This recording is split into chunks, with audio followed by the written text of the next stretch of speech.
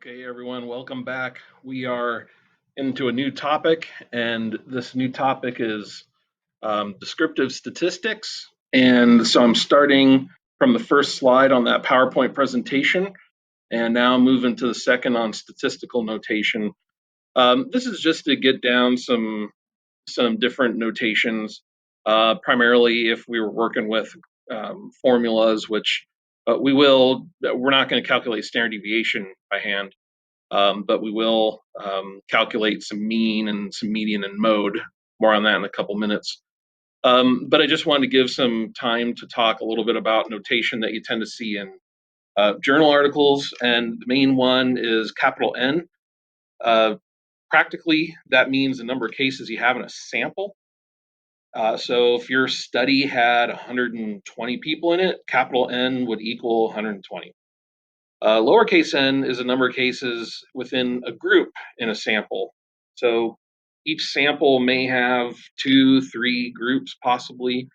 So as an example, maybe just have two groups. You have a treatment group that has 35, and then you have a control group that has 29. Small n for treatment would be 35. The small n for control would be 29. X, Y, and Z, those are variables or factors in a study, and usually you would see X like in a formula, for example. We will in a moment here with the mean. Uppercase sigma, which looks like the E with some cool English on it. It's uppercase sigma, and that indicates to sum or add up some numbers of a variable. Taking the square root, it looks like a check mark with a hanging line horizontally off the tip of the check.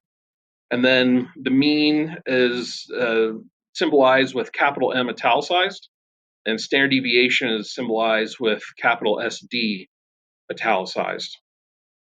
So moving to slide 3 with central tendency. Central tendency basically asks the question, what does the typical data point in this set look like? If I were to draw a score at random from this data set, what would I expect it to be?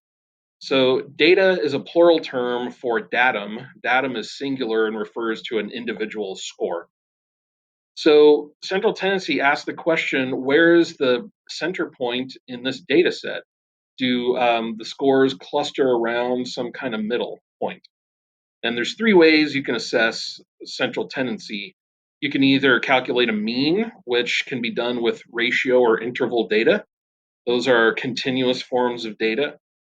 A median, which you can do with ratio or interval data if you have significant skew in your data set. More on that in a minute. Or if you have ordinal data, data that can be ranked in order. And then the mode.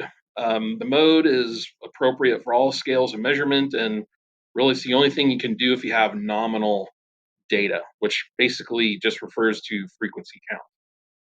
But let's talk about central tendency here. We'll do that in the next video clip.